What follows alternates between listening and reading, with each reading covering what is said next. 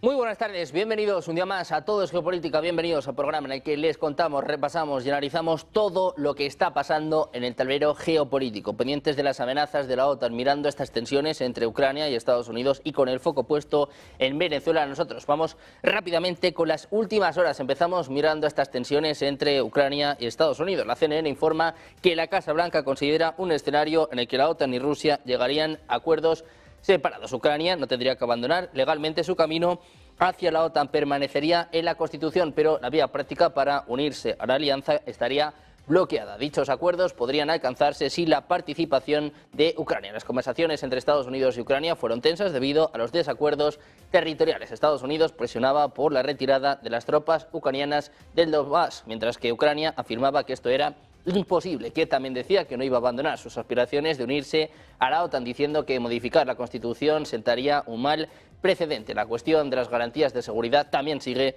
sin resolverse. It's about also the terms that set up Ukraine for long-term prosperity. I thought we started laying the groundwork for that most certainly in Geneva. I think we continued that work in our communications throughout the week. I think we built on that again today, but there's more work to be done. This is delicate, it's complicated, there are a lot of moving parts, and obviously there's another party involved here that'll have to be a part of the equation, and that'll continue later this week when Mr. Woodcock travels to Moscow, although we've also been in touch in varying degrees with the Russian side, but we have a pretty good understanding of their views as well. So much work remains, but today was again a very productive and useful session where I think additional progress was made, and we continue to be realistic about how difficult this is, but optimistic, particularly given the fact that as we've made progress, I think there's a shared vision here that this is not just about ending the war, which is very important. It is about securing Ukraine's future, a future that we hope will be more prosperous. Y a todo esto la OTAN evalúa la opción de ser más agresiva hacia Rusia en respuesta a los supuestos ataques que el país ha perpetrado contra la región, es lo que informa Financial Times, según el almirante de la OTAN, Giuseppe Cabo Dragone, presidente del Comité Militar del Bloque. Decía literalmente: estamos estudiándolo todo en materia cibernética, somos más bien reactivos, estamos considerando ser más agresivos o proactivos en lugar de reactivos. Decía que un ataque preventivo contra Rusia podría tomarse como una acción defensiva, pero aseguraba que esto está alejado de su forma de pensar y comportarse. Decía, cómo se logra la disuasión es algo que debemos analizar en profundidad. No obstante, resaltan que numerosos diplomáticos, especialmente de Europa del Este, han recomendado que el bloque asuma una posición de contraataque en lugar de ser meramente reactivo.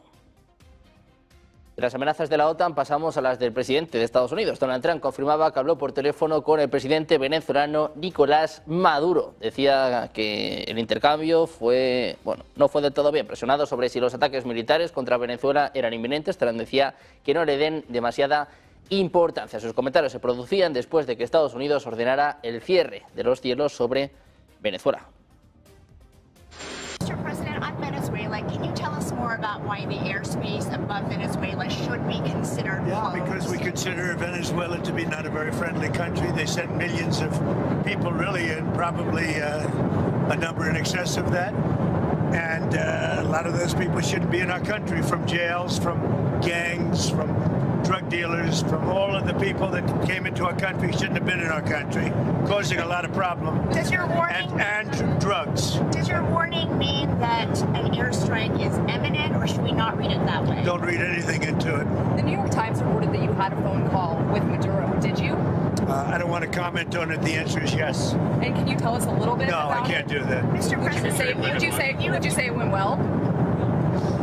No, I wouldn't say it went well or badly. It was a phone call. Yeah. Esto decía Donald Trump de su llamada con Maduro. Hoy, por cierto, se espera reunión en el despacho Oval sobre Venezuela con Pete Hegseth, con Dan Kane, con Susie Wiles, con Stephen Miller. El foco está puesto en esta tensión con Venezuela. Eso de las 11 de la noche en España se espera esta reunión, que puede ser clave para el devenir de este conflicto. Nosotros, mirando a Venezuela, pero también pendientes de las alarmas en Ucrania, vamos a analizar estas cuestiones con los mejores expertos. Y hoy contamos con Adrián Celaya, presidente de EKAI Group. ¿Qué tal, Adrián? Muy buenas tardes. Hola, buenas tardes. Encantado de estar con vosotros y con mis dos compañeros. Tenemos también a Paco Arnau, analista internacional de redes y medios. ¿Qué tal, Paco? Muy buenas tardes. Hola, Sergio. Buenas tardes y encantado de estar aquí también. Y contamos con Cristian Lamesa, analista internacional. ¿Qué tal, Cristian? Muy buenas tardes. Bien, buenas tardes, Sergio. Un placer estar con tan buena compañía. Bueno, pues un día con muchísimos temas que analizar. Si os parece, sin más dilación, empezamos a mirar lo que va a ser la noticia de esta semana, estas conversaciones, bueno, pues para intentar alcanzar la paz en Ucrania con Steve Witkoff, que mañana va a reunirse con Vladimir Putin en Moscú, con esta reunión entre Ucrania y Estados Unidos y con la información con la que abríamos este programa. Cristian, si te parece, empezamos contigo. Se habla prácticamente de una ruptura entre Estados Unidos y Ucrania, con el contexto además que rodea estas negociaciones, con la mano derecha de Zelensky, que tuvo que dimitir el pasado viernes, y todo lo que esto conlleva, ¿no? La presión que está sufriendo ahora mismo Ucrania.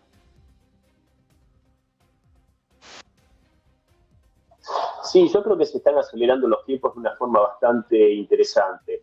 Yo a principio de año calculaba que este iba a ser el año en que finalizara esta situación en Ucrania y parecía diluirse, y en este último mes que inicia hoy del año parecería ser que hay una especie de sprint final, de aceleración, y yo creo que esto tiene que ver también con cierto hastío por parte de Donald Trump.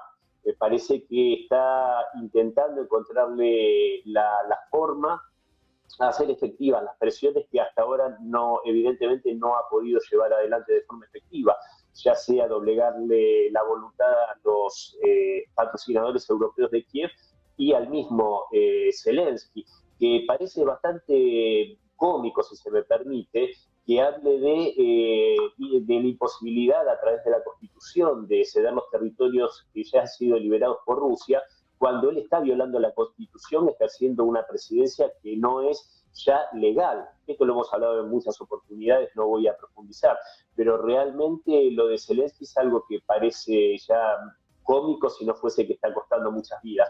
Por otro lado, también hay que decir que es lógico que exista esta ruptura entre, ya no decir entre la posición rusa y la posición ucraniana, sino la posición de Estados Unidos, porque por supuesto que desde la Casa Blanca y sus negociadores la visión es una visión totalmente realista de la situación en el campo de batalla, y parecería ser que Kiev lo único que quiere es que le digan lo que ellos quieren escuchar, y que no van a ceder territorio y que van a seguir intentando ingresar a la OTAN, que son justamente cuestiones vitales y sensibles para Rusia, que es el que está ganando esta contienda. Por otro lado, y con esto termino, yo creo que en el Air Force One hizo unas declaraciones muy interesantes el presidente estadounidense. Una de ellas, cuando le preguntaban sobre el tema de Ucrania, mencionando que tenían un problemita los ucranianos, y justamente ese problemita eran estos casos de corrupción bastante profundos y graves. Me parece que ahí está un poco el secreto y esta carta que está jugando Trump en el tema de la corrupción, y yo creo que por ahí puede venir el intento de rodearlo, y como se vio en estas últimas semanas, este escándalo que está escalando de una manera bastante grande, que por otro lado tampoco es una novedad, porque muchos de nosotros sabemos que esto es así desde hace años, no desde ahora. Y finalmente yo creo que Trump, la última carta que tendrá que ser efectiva y la final, es dejarlos completamente solos, y bueno, y que Rusia lo dirima en el campo de batalla. Ya más no se puede hacer. Con el foco puesto en el campo de batalla, con bueno, estos escándalos de corrupción, ¿no?, que están sacudiendo sobre todo al gobierno ucraniano, Paco, te quiero preguntar por esto. ¿Qué relación hay entre estas conversaciones que se están celebrando la semana pasada en Ginebra, ahora en Florida, y estos casos de corrupción que empiezan a aflorar y que además, bueno, pues empiezan a tener consecuencias, ¿no?, sobre todo con lo que decimos, la mano derecha de Volodymyr Zelensky, un Andriy Yermak, que ahora dice que va a ir a luchar al frente, por cierto? Sí, los últimos acontecimientos en esta serie de negociaciones a varias bandas entre Estados Unidos y sus socios de la OTAN, por una parte, con el régimen ucraniano por otra, y con Rusia por otra parte, se complican cada vez más por varios factores.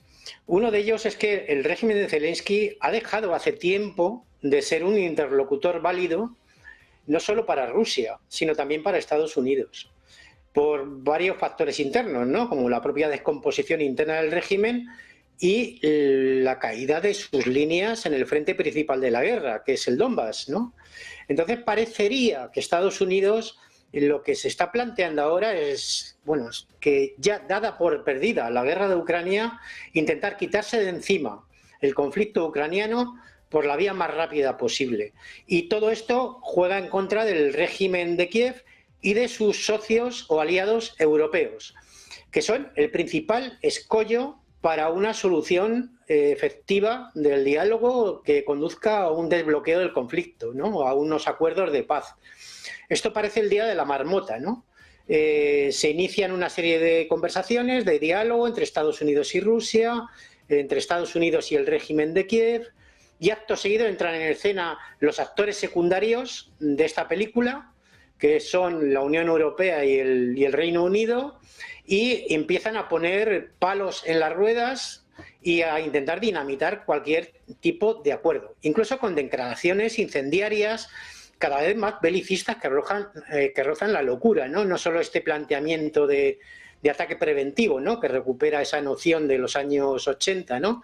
Del ataque preventivo, ¿no? Entre las dos superpotencias, la Unión Soviética y Estados Unidos, sino también bueno, las recientes declaraciones, ¿no? Del jefe de Estado Mayor de la Defensa de Francia, ¿no? Que hablaba a los alcaldes franceses en una convención de que Francia debe empezar a hacerse a la idea de sacrificar a sus hijos para hacer frente a Moscú. Es decir, han entrado en una especie de locura belicista que tiene mucho que ver, pienso yo, con la situación interna de esos mismos gobiernos, ¿no? La descomposición y la crisis política y social en esos países. Me refiero a los países, a los principales países del occidente europeo, ¿no? Gran Bretaña, Francia y Alemania, ¿no? La crisis económica y la crisis de legitimidad. No hay más que ver los sondeos en Gran Bretaña o en Francia, que hablan de que Starmer y Macron, bueno, pues están rozando ya el 10% de popularidad, es decir, que no cuentan con apoyo de la población, ¿no? Y por otra parte están en un proceso de reconversión de la economía europea en una economía de guerra para intentar salir de la crisis, pero claro, es una auténtica barbaridad, puesto que ellos mismos han firmado, así lo hizo von der Leyen en nombre de todos ellos en Washington, que el gasto militar que plantean, esos 800.000 millones suplementarios, debe ir a las arcas del complejo militar industrial estadounidense. Lo han firmado, es decir, que ni siquiera va a revertir en revitalizar o reconvertir sectores industriales de la economía europea en crisis, como es el caso del sector automovilístico alemán, ¿no? Es decir, aquí el principal problema son los líderes europeos y, por otra parte, el régimen de Zelensky. Y mientras esto no se desbloquee por ahí, con medidas efectivas o ultimátums por parte de Estados Unidos, que es su principal aliado y el que decide en última instancia sobre esos países, pues esto va a continuar. Es decir, se pueden tirar 1, 2, 3 años intentando conversaciones de paz, llegando a unas bases para el diálogo y que acto seguido los líderes europeos presionen al régimen de Zelensky para que lo rompa y vuelta a empezar, ¿no? El día de la marmota al que me refería al principio, ¿no? Es decir, ¿y contra quién corre el reloj?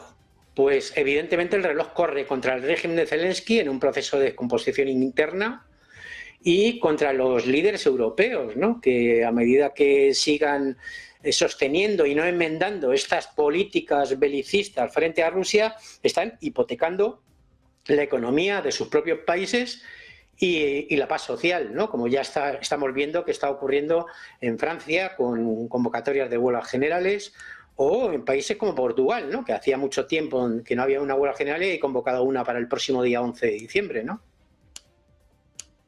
Bueno, pues con el foco puesto en Europa, enseguida miramos estas amenazas de la OTAN, esta información de Financial Times que ya habla de ataques preventivos, algo que por cierto no es nuevo, algo que la semana pasada también informaba Político. Antes, Adrián, te quiero preguntar por esto, estas conversaciones con Ucrania, esta ruptura precisamente por la entrada en la OTAN, por el hecho de que Ucrania tenga que ceder el Donbass y también, bueno, pues estos escándalos de corrupción que se lo están poniendo cada vez más complicado a Volodymyr Zelensky.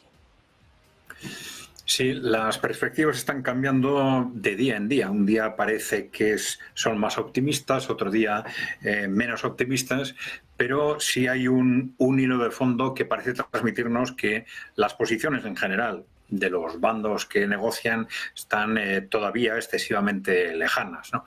Y cuando miramos a los bandos que negocian, estamos mirando fundamentalmente a Rusia por un lado y a la Unión Europea por otro, a los a los grandes países de Europa, mejor dicho, fundamentalmente Reino Unido, Alemania y Francia, que son los que están manteniendo esa tensión belicista porque quieren evitar a toda costa que Rusia gane esta guerra por el miedo que tienen a las repercusiones no militares, a las repercusiones políticas e ideológicas del triunfo de Rusia, que para ellos pues es algo parecido al fin del mundo, ¿no?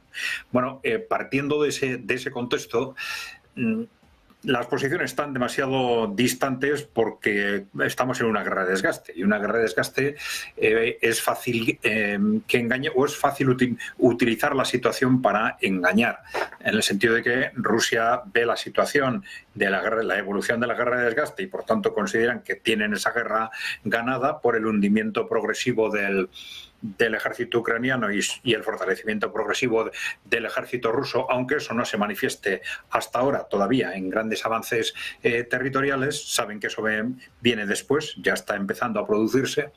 Y, sin embargo, el que no se produzcan avances territoriales como consecuencia de la dinámica de guerra de desgaste facilita que las potencias europeas se engañen o se engañen a sí mismas, intentando definir la situación como una situación más o menos equilibrada entre Ucrania y Rusia, lo cual en absoluto responde a la realidad.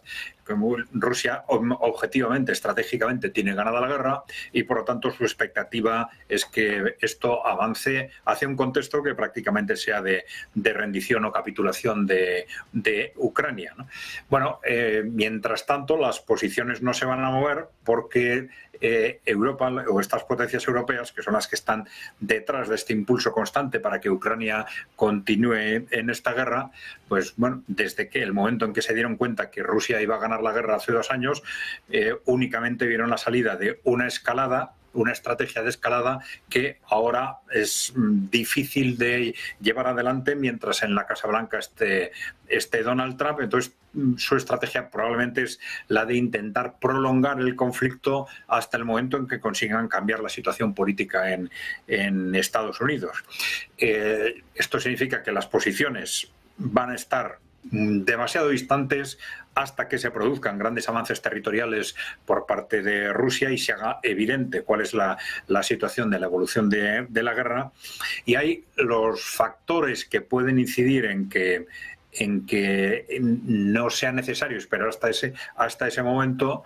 Son factores que tienen que ver probablemente con la situación de Ucrania o del gobierno de Ucrania en 2 sentidos. Es decir, que nos podrían situar en un contexto de que Ucrania o el gobierno de Ucrania se desmarcara de esa posición radical belicista de las potencias europeas como consecuencia de un conflicto interno como el que podía haber provocado este estallido de corrupción, que todo parece indicar que no ha sido casualidad, sino que se ha hecho estallar en este momento precisamente para presionar al gobierno de Ucrania, algo similar a un estallido interno de este tipo, o bien una decisión rotunda de Estados Unidos de anular o suprimir su ayuda en todos los ámbitos, ¿no? El ámbito del financiero, el ámbito de la inteligencia, etcétera. Una decisión que hasta ahora no se ha atrevido a tomar, a pesar de que Donald Trump desde el principio del conflicto intentó aparecer casi como una tercera parte, una parte neutral entre las otras dos. Pues en realidad la contribución de hecho de Estados Unidos a la guerra es fundamental para que Ucrania pueda mantener su esfuerzo bélico, y a pesar de esa imagen que Trump ha intentado transmitir, nunca se ha atrevido hasta ahora a hacer esa retirada total de la colaboración militar. Este podía ser, si Estados Unidos se decidiera a dar ese paso, lo que presionara al gobierno de Ucrania a entrar en esa dinámica de negociación, que tendría que ser probablemente como digo, en realidad una capitulación o rendición. Los términos de las propuestas de acuerdo que ahora están encima de la mesa, yo creo que pueden ser términos que ahora empezar a acercar posturas, pero que todavía están muy lejos de la realidad que probablemente nos encontraremos al final, desde el punto de vista territorial, con una Odesa claramente incluida en territorio ruso y con compromisos muy claros sobre el futuro institucional de Ucrania y muy probablemente también sobre las bases de esa negociación del contexto de seguridad estratégica compartida en el conjunto de Europa, ¿no? Bueno, pues a todo esto, pendientes de estas conversaciones del viaje de Waitkov a Moscú, mañana por la tarde se espera que se reúna con el presidente ruso Vladimir Putin. Estamos hablando mucho de los líderes europeos. Ahora, por cierto, están hablando el canciller alemán Friedrich Merz y el primer ministro polaco Donald Tusk. Hemos visto también hoy a Zelensky y a Macron. En medio de todas estas reuniones vienen informaciones importantes. Cristian, lo decía yo antes, la semana pasada Político ya hablaba de algo así como un contraataque por parte de la OTAN, y hoy Financial Times en portada hablando de ataques preventivos. La OTAN hablando de ataques preventivos contra Rusia. No es la primera vez que un alto cargo, que un alto general lanza estos mensajes. Cada vez más peligrosa esta escalada bélica. Cristian, te quiero preguntar por esto y también cómo se pueden tomar esto los altos cargos en Rusia, porque igual se sienten amenazados y dicen, oye, pues para que me golpees tú, para que me ataques tú, te ataco yo antes. Exacto. Bueno, los medios de comunicación están jugando su papel en esta contienda. No hay duda de esto. Político, Axios, New York Times, Washington Post, todos estos medios que están interesados en este poder globalista están jugando su partida también.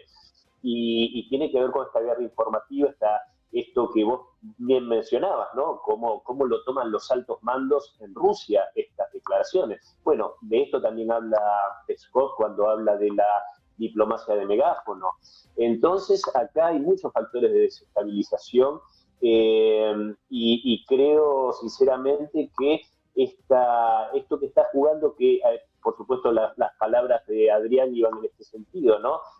Cómo parece ser que para este poder globalista el perder su hegemonía, perder este poder ante Rusia es algo que lo lleva a una desesperación tal que parecen tornarse incluso suicidas, porque yo no recuerdo ahora quién fue, pero alguien dijo en algún momento que en todos los manuales militares de todas las academias del mundo debería figurar en la primera página la leyenda "nunca intentes invadir Rusia". Bueno, eso es una gran verdad avalada por la historia, y en este caso sería qué piensan que van a recibir a cambio si hacen un ataque preventivo contra Rusia. Una locura en toda regla, pero una locura de tal volumen, porque obviamente que la respuesta de Rusia, en un caso hipotético tal, tendría que ser más que contundente, y ya ahí no sé si habría vuelta atrás. Entonces, realmente estas élites globalistas, europeas puntualmente, y también estadounidenses, el Estado profundo sigue jugando su partida, estos sectores guerreristas y globalistas en la política estadounidense también hacen presiones y tienen una gravitación incluso dentro del gobierno de Donald Trump. Creo que eso impide también que no haya tomado aún esta decisión, que parecería ser que si él está amagando Donald Trump. Hace pocos días le preguntaban ¿y qué haría Estados Unidos si Zelensky seguía en esta posición de rechazo a su plan de 28 puntos, y Donald Trump dijo, bueno, tendrá que seguir luchando solo. Bueno, yo creo que esa decisión es la que falta que tome Donald Trump, que yo creo que sería contundente, porque estas bravuconadas que hacen también estas élites europeas tienen que ver con que yo creo que todavía tienen la esperanza que si la sangre llega al río, Estados Unidos finalmente va a seguir apoyándolos. Creo que la situación es bastante esperanzadora, porque yo creo que sin Estados Unidos esto no puede seguir adelante, digo, esta agresión hacia Rusia, pero obviamente tiene que haber una posición bastante más clara y contundente de parte de Trump en ese sentido. Bueno, pues un Donald Trump que cada vez está siendo más vehemente en este sentido, cada vez pues está hablando más de cómo está la realidad en el terreno. Decía la pasada semana que si Ucrania no acordaba, si Ucrania no alcanzaba un acuerdo, pues Rusia iba a conquistar cada vez más territorio, algo bueno, pues que parece evidente pero que no se ve en la OTAN o en los líderes europeos. Te quiero preguntar también a ti por esto, Paco, ¿cómo ves estas amenazas por parte de la OTAN y cuál puede ser la respuesta de Rusia? Me viene a la cabeza el mensaje del presidente ruso, Vladimir Putin, la semana pasada, que volvía a insistir en que no tiene ningún interés en atacar a Europa, no tiene ningún interés en atacar a la OTAN. Lo que sí que parece que empieza a hacernos dudar es si, al contrario, sí que hay más interés. Si la OTAN realmente tiene un interés en atacar a Rusia y por qué se lanzan estos mensajes tan peligrosos por parte de altos generales, que no son personajes cualquiera. Sí, lo que yo definiría como el partido de la guerra en Europa, que es este llamado grupo de voluntarios, y bueno, que en el cual están no solo Macron, Starmer y Merz, ¿no? Están también Sánchez, los polacos y otros líderes europeos, no lo olvidemos. Es un partido de la guerra y han ligado su futuro a un estado prebélico frente a Rusia e incluso a una perspectiva a medio o corto plazo, incluso de guerra con Rusia, ¿no? Incluso algunos dirigentes de la Unión Europea y de la OTAN están hablando, ¿no?, de un escenario de guerra con Rusia. No son conscientes de lo que están haciendo, ¿no? Es una especie de demencia terminal de unos países en plena decadencia, ¿no? Y de unos dirigentes cada vez más cuestionados a nivel interno en sus propios países. Rusia no hace tanto ha modificado su doctrina estratégica nuclear, ¿no? Ampliándola. Es decir, que no solo contempla ataques directos nucleares sobre Rusia para una respuesta masiva por parte de las fuerzas estratégicas rusas, sino también ataques convencionales que pongan en cuestión la supervivencia del Estado. Creo que dice textualmente la nueva doctrina nuclear rusa, ¿no?, aprobada hace menos de un año. Es decir, no tienen en cuenta todos estos factores y, bueno, el factor principal, ¿no?, que es un hecho histórico, ¿no?, una enseñanza histórica de las últimas décadas después de la Segunda Guerra Mundial. El llamado equilibrio de terror se basó en la destrucción mutua asegurada de las dos superpotencias nucleares, Estados Unidos y la Unión Soviética, que habían entrado a partir de los años finales de los 50, principios de los 60, en una paridad estratégica. Entonces, nadie podía ganar una guerra nuclear. Por tanto, quien tomara la decisión de atacar primero estaba decidiendo también su propia autodestrucción, ¿no? Es lo que llamaban la doctrina MAD, ¿no?, por sus siglas en inglés, destrucción mutua asegurada. Y en el caso de los líderes europeos no son conscientes de lo que dicen ni de lo que pretenden hacer, ¿no?, porque no tienen el potencial que tenían las dos superpotencias en esa época, ni siquiera para hacer frente a una guerra nuclear con Rusia. Es decir, un solo submarino nuclear de Rusia puede destruir toda Inglaterra y borrarla del mapa en cuestión de horas. Es decir, no son conscientes de eso. Y Rusia es un país con más de 17 millones de kilómetros cuadrados, además. Es decir, que ¿a qué están jugando, no?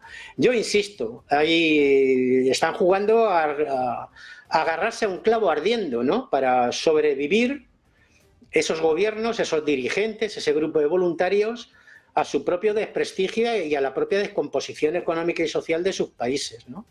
Y bueno, tampoco son conscientes de la historia más reciente, ¿no?, la política de sanciones a Rusia, de la cual fueron los principales promotores la Unión Europea y Gran Bretaña, pues ha tenido un efecto boomerang, ¿no?, que ha hecho decaer las economías principales de la Unión Europea y del Reino Unido, mientras que Rusia ha seguido creciendo económicamente y además han conseguido algo que parecía difícil, ¿no? Yo siempre lo digo, ¿no?, es el principal balance de la administración Biden, ¿no?, conseguir que la alianza estratégica entre Rusia y China se fortalezca cada vez más, ¿no?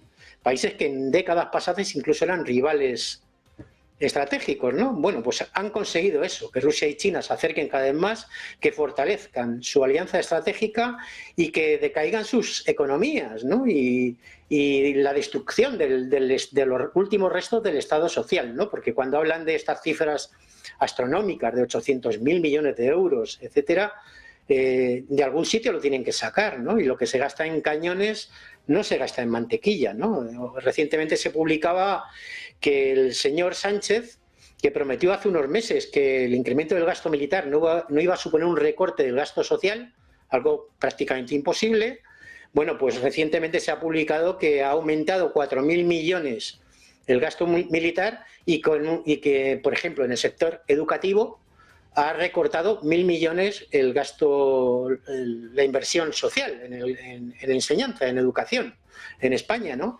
Es decir, bueno, aparte de esto reflejar la catadura moral de un mentiroso patológico como el señor Sánchez, bueno, refleja que lo que estamos viendo en Europa es que esta reconversión de la economía europea, una economía basada en la industria en los países centrales, como es el caso de Alemania, y en los servicios en los países periféricos, pues en una economía de guerra necesita una excusa, ¿no? Un leitmotiv, y el leitmotiv es Rusia es culpable, ¿no? Volvemos al relato, ¿no? De los años 40, ¿no? Rusia es culpable.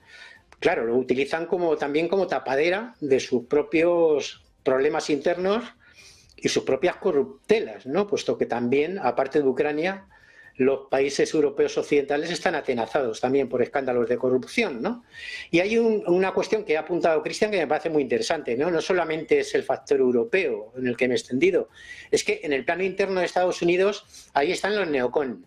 Y los neocon es una facción bipartidista, que está tanto en el Partido Demócrata como en el Partido Republicano. De hecho, durante la administración Biden, los neocon, es decir, el sector más afín al complejo militar industrial, eran el gobierno de facto, ¿no? Con un presidente que ni siquiera era capaz de firmar los decretos, si no fuera por los bolígrafos estos automáticos y todo esto, ¿no? Y no tenía capacidad mental para gobernar, ¿no? Los neocon en Estados Unidos, durante toda la última administración Biden, gobernaban el país, ¿no? Y dentro de la administración Trump hay facciones, ¿no? Una facción más conservadora que puede estar representada por el vicepresidente Vance,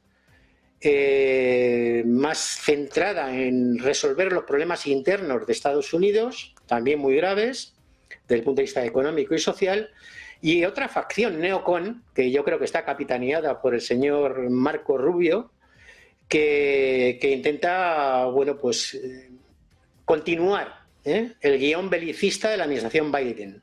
Y bueno, pues al final hay una tensión entre estos dos sectores, y esto se está reflejando en los dimes y diretes y los avances, estancamientos de los diálogos con Rusia de cara a superar el conflicto de Ucrania.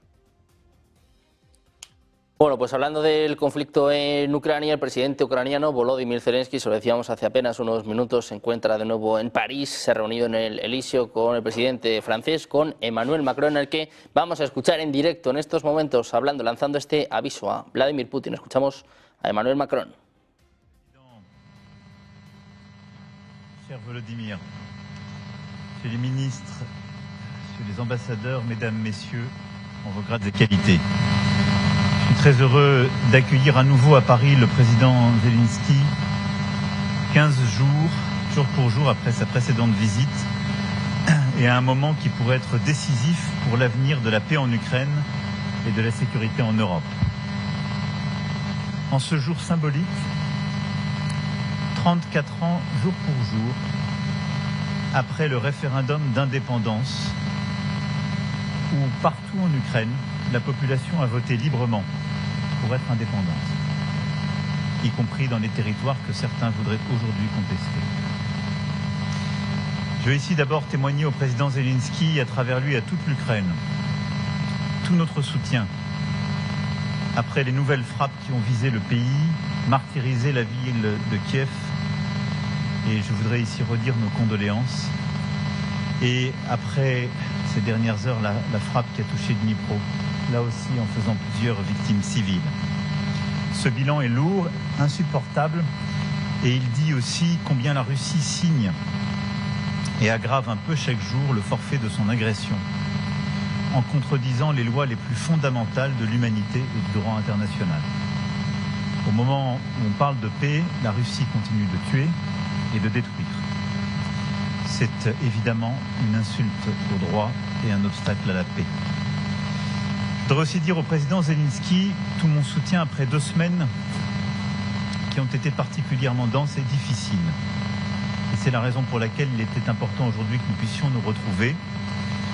Après les discussions qui se sont tenues à Genève, les discussions qui se sont tenues ces derniers jours à Miami et après la réunion que nous avons tenue de la coalition des volontaires à laquelle a été associé pour la première fois à nos côtés le secrétaire d'État américain Marco Rubio.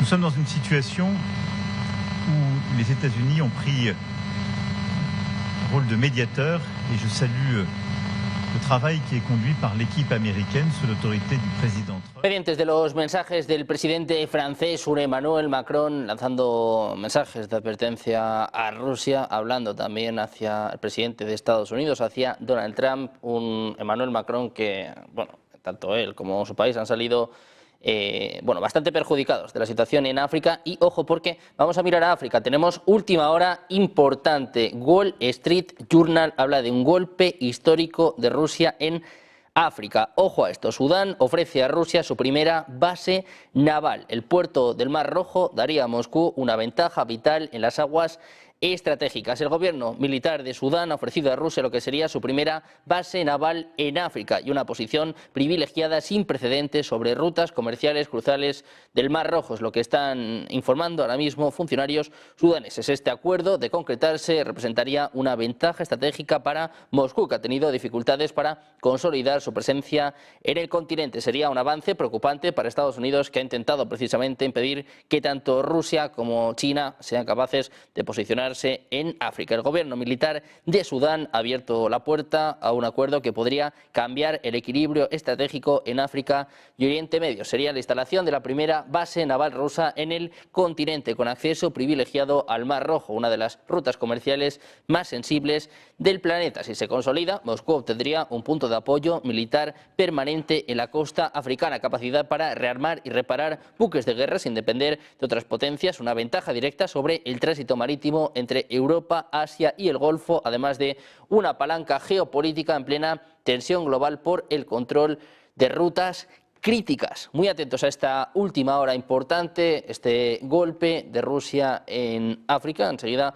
lo analizamos con más profundidad. Antes, Adrián, quiero conocer también tu valoración, tu análisis sobre estas amenazas de la OTAN y sobre todo estos mensajes que hablan de un ataque preventivo.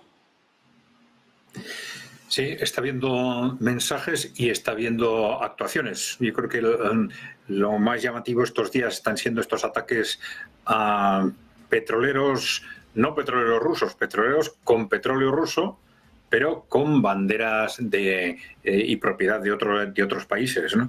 Lo cual son claramente actos de piratería reconocidos por Ucrania, pero que Ucrania habitualmente realiza estas operaciones normalmente con inteligencia occidental, normalmente con inteligencia británica, ¿no? Estamos hablando de dos petroleros, Kairos y Virat, que han tenido inundados o han sido inutilizados o han sufrido daños graves, ¿no? Y esto es un ataque directo en un momento en el que no parece el más adecuado este contexto de aparente inicio de negociaciones, el contexto más adecuado para abrir nuevos frentes, pero esto es realmente lo que está sucediendo.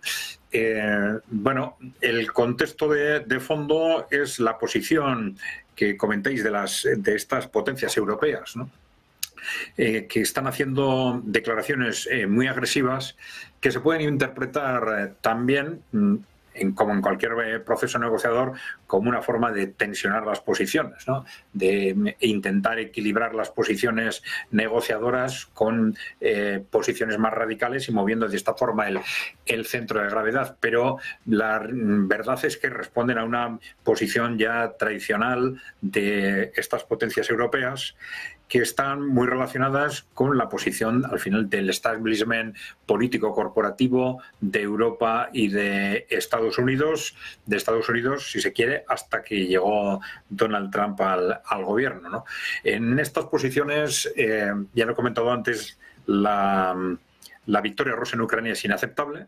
Es inaceptable porque dan por supuesto que después de esa victoria se va a multiplicar la influencia política e ideológica de Rusia y del bloque emergente sobre Europa central y oriental en primer lugar, y en un contexto de extraordinaria debilidad del modelo europeo como de alguna forma ya han señalado mis compañeros, debilidad económica, cultural, demográfica, inestabilidad política. Claro, la inseguridad de estos países frente a cualquier avance de un modelo que de hecho está funcionando económicamente, políticamente y socialmente en los países emergentes, pues es evidente que a nada que este modelos, digamos, de alguna forma anticorporativo que se empiece a difundir en Europa Central y Oriental, pues el riesgo de derrumbe del modelo tradicional, que es el que soporta a estas élites político-corporativas occidentales, pues es altísimo. Vamos a tener, de una forma u otra, vamos a tener un choque político constante en los próximos por lo menos 3-4 años entre el bloque político tradicional que nosotros llamamos el partido único, de los grupos que se llaman a sí mismos de izquierda, derecha o centro, pero que en realidad en todo lo estratégico están sometidos a los intereses corporativos, que son a los que hemos estado votando durante 40 años y han controlado Europa fundamentalmente durante estas décadas. Luego tenemos el sector, digamos, conservador populista, muy bien relacionado en general con el trumpismo, y luego este empuje que va a venir fundamentalmente a partir de esa victoria rusa en Ucrania del modelo emergente. Esos tres bloques políticos van a entrar ya están de alguna forma en convulsión, pero van a convulsionar Europa durante los próximos años, van a poner en riesgo claramente esa hegemonía del establishment occidental sobre el conjunto del mundo y sobre la propia Europa. Hay mucha gente dentro de este sector, dentro de estos sectores corporativos, que se está jugando su futuro económico, político y personal, y no van a aceptar por eso esta es la razón de que no acepten de ninguna forma esa victoria rusa en Ucrania, y la cuestión es que hasta dónde están dispuestos a llegar para evitarlo. Lamentablemente, en los análisis que se hacen al respecto, oímos en los análisis geopolíticos en general que las posiciones de estas potencias son irracionales. Nosotros, en Ecaí Center, quiero decir, no creemos que sean irracionales, lamentablemente, responden a unos intereses objetivos. Lo que pasa que son posiciones que no tienen sentido desde el punto de vista de los intereses de los ciudadanos occidentales ni de los países occidentales, pero sí tienen mucha lógica desde el punto de vista, lamentablemente, desde el punto de vista de esos intereses de grupos, de esos intereses corporativos que están, ya digo, en una situación realmente desesperada, y a los cuales no les ha importado en absoluto sacrificar Ucrania hasta el último ucraniano, y que estarían sin duda dispuestos a sacrificar a Europa hasta el último europeo si ello es necesario para defender sus intereses, que ya digo que los ven claramente en riesgo y están en una posición desesperada, y en estas posiciones las decisiones tampoco se pueden analizar como en una situación normal. Es decir, en una situación normal y viendo el tema desde fuera, podemos considerar que una estrategia en la que de una estrategia bélica incluso, o de agresividad política, en la que no tengamos al menos un 51% de posibilidades de ganar, no tiene sentido, mientras que en una situación de pánico desesperada puede tener lógica abordar ataques o incluso enfrentamientos bélicos, aunque las posiciones de éxito no sean más que de un 10 o de un 20%, si pensamos que es la única opción frente a un desastre como el que está vislumbrando esta élite occidental, ¿no? Bueno, pues con el foco puesto en la OTAN y en Ucrania, vamos a mirar a más asuntos, y si os parece vamos a poner el foco en Venezuela, con esta reunión de emergencia que va a mantener Donald Trump, paso de las 11 en España, y pendientes, bueno, de este ultimátum que lanzaba el presidente de Estados Unidos. Básicamente le decía a Maduro que o se va o Estados Unidos va a atacar. Te quiero preguntar por esto, Cristian, parece que sigue aumentando la presión, la tensión con Venezuela. Sí, lo que también creo que en este caso estamos viendo también esta guerra psicológica, ¿no?, que lleva adelante Donald Trump, porque en rigor de verdad yo desestimo, tal vez me equivoco, ojalá que no sea así, pero yo desestimo que vaya a haber una intervención directa militar de Estados Unidos sobre Venezuela. Yo creo que eso implicaría un costo enorme para Donald Trump a nivel mundial, a nivel de prestigio y también incluso puertas hacia adentro para lo que es su electorado y justamente el sector más fiel que tiene, que es minoritario dentro del partido, porque como mencionaban los compañeros, sin duda en esto que bien profundizaba Paco y que lo conecto con esa caracterización que hace Adrián del Partido Único Europeo, en este caso, sabemos que en Estados Unidos Trump se ha convertido en una especie de anomalía, porque hay un partido único, que es lo que bien mencionaba Paco, ¿no? Este interés en las cosas realmente importantes de la geopolítica, republicanos y demócratas iban más o menos por los mismos andariveles. En este caso, yo sí creo que esto es una operación psicológica que busca la desestabilización interna y que caiga por su propio peso ante esta situación el gobierno de Nicolás Maduro.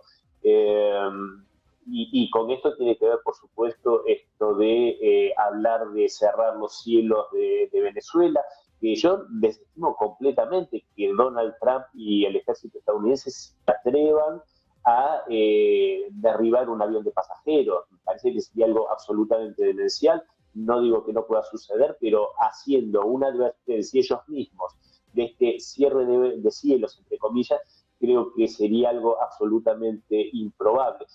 Pero claramente que Donald Trump también le tiene que dar algún aliciente a esos neoconservadores que tiene dentro de su partido, a Marco Rubio, Lindsey Graham, Ted Cruz, a esos personajes de los cuales él también necesita los votos en el Senado, necesita de esa facción que es mayoritaria dentro del Partido Republicano. Entonces, me parece que esto va un poco más en ese sentido y el tema es que Nicolás Maduro pueda mantener la cohesión interna, pueda mantener una adhesión popular y al mismo tiempo yo creo que también tendría que, más allá de que ha dado gestos, yo creo que no es algo de descartar que puedan llegar a un acuerdo los dos presidentes sentándose a dialogar. Ya lo dijo Trump, que él está dispuesto a dialogar con todo el mundo y que dialogaría con Maduro. Y máximo estando detrás de Venezuela, apoyando Rusia y China, yo creo que ahí debería haber una profundización del intento de dialogar. Con esto cierro, el problema es que en el caso de Venezuela también pasa con Irán, a veces también tienen que mantener una posición ante su público, ante su ciudadanía más agresiva, más altisonante, y esto también llega a ser un escollo que, por ejemplo, con Rusia y con China no pasa. Paco, te quiero preguntar a ti también por esta amenaza del fin de semana por parte de Donald Trump, que hablaba de cerrar el espacio aéreo de Venezuela, estas informaciones que hablan, bueno, del contenido de esta llamada entre Trump y Maduro, donde el presidente venezolano habría rechazado el ultimátum de Donald Trump. ¿Cómo ves la situación con Venezuela? El cierre del espacio aéreo de facto se ha hecho, ¿no? Gracias a los europeos, entre otras cosas, ¿no? Las compañías de bandera españolas, francesas, británicas han suspendido los vuelos a Caracas, con lo cual han conseguido cerrar el espacio aéreo venezolano al tráfico de aviones civiles, ¿no? Con la consecuencia nefasta que eso puede tener en un país que también vive en una parte del turismo, ¿no? Lo que estamos viendo, yo coincido con Cristian, yo no creo que Estados Unidos se atreva a plantearse una intervención militar directa sobre Venezuela. Venezuela no es Panamá, no es una república bananera, no es la isla de Granada, es un país grande, poblado, con un potencial económico importante, con un ejército medio, digamos, que cuenta con apoyo creciente por parte de Rusia y de China, por parte de Rusia también en el plano militar. Gran parte de los cazas venezolanos son rusos, Sukhoi, por ejemplo, ¿no? Por poner un ejemplo. Y yo creo que no aprenden, ¿no? Estados Unidos, a pesar de del relato de Hollywood, es un país especialista en perder guerras. ¿Quiere repetir otro Vietnam con Venezuela? ¿Otro Afganistán? otra guerra de Ucrania que la están perdiendo, de hecho, ¿no? Más recientemente.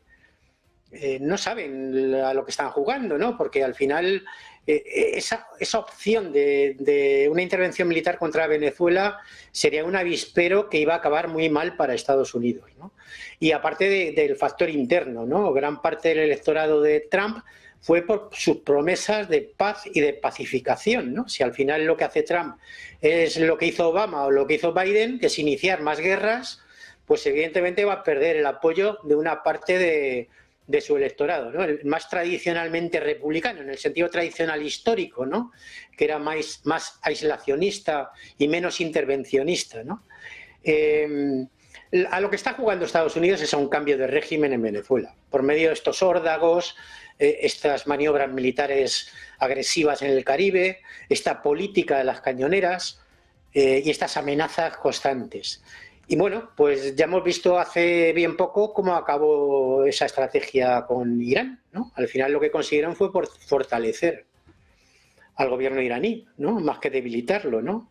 Con incluso intervención directa en el plano militar, ¿no? Con ataques de misiles y de aviación, ¿no? sobre Irán. Al final no han conseguido sus objetivos, todo lo contrario, se ha fortalecido el gobierno iraní. Y con Venezuela, ¿qué puede ocurrir? Evidentemente que lo pasen mal, pero yo creo que el pueblo venezolano no está dispuesto a acabar como Libia, ¿no? O acabar como Afganistán, o acabar como Ucrania. Es que los ejemplos históricos, tanto antiguos como recientes, son demoledores, ¿no? No creo que sea la mayoría de los venezolanos apoyen más o menos al gobierno revolucionario, no están dispuestos a que Venezuela se convierta en otra Libia, ¿no? En un estado fallido, en un mercado de esclavos. Ya sabemos cómo acaban las intervenciones occidentales en los países del sur, ¿no? Acaban siempre muy mal y de forma desastrosa para los pueblos. Y esa lección la tiene aprendida, yo creo que muy bien, no solo el pueblo venezolano, el pueblo cubano, el pueblo nicaragüense, que son ahora mismo las tres piedras en el zapato para Estados Unidos en Iberoamérica, ¿no? Al sur del Río Grande, porque más o menos controlan la situación en otros países, bien con gobiernos directamente afines, como el de Milei, o por gobiernos inconfesablemente afines, como el de Boric, en el caso de Chile, por ejemplo, ¿no? Es decir, en esta versión también del partido único neoliberal, de la falsa izquierda y la verdadera derecha, también se da en Iberoamérica, ¿no? En estos casos, ¿no? Pero hay, digamos, tres piedras en el zapato para el imperialismo estadounidense actualmente, que son Cuba, Nicaragua y Venezuela. Y yo no creo que esos países ni esos pueblos estén dispuestos a repetir experiencias históricas como las que ha habido en otros países del sur, con intervenciones directas de Estados Unidos o de la OTAN, ¿no? Y por otra parte, yo dudo mucho que Estados Unidos esté en disposición ahora mismo de plantearse abrir una nueva guerra con Venezuela. Yo creo que lo que intentan es eso, debilitar al gobierno venezolano a base de amenazas y de sanciones económicas, ¿no? Puesto que el bloqueo del espacio aéreo, por ejemplo, para compañías comerciales son sanciones económicas, ¿no? Que afectan a sectores como el turismo y otros, ¿no? En fin, la situación es compleja, pero yo no creo que al final ni Venezuela vaya a rendirse, ni Estados Unidos se plantee una intervención directa, porque sabría que tiene todas las de perder. Bueno, pues muy atentos a lo que pase con Venezuela, esta reunión de emergencia en el despacho Oval, eso de las 11 de la noche en España. Nosotros nos quedamos ya sin tiempo. Adrián, Paco, Cristian, un placer tenernos a los tres por aquí. Muchísimas gracias por estar con nosotros. Igualmente, gracias. Muchas gracias. Muy buen día. Nosotros que hacemos una pausa, enseguida miramos al cierre europeo. Atentos también a esta reunión, a estas declaraciones de Zelensky y de Macron. Una pausa y enseguida la información en Negocios Televisión.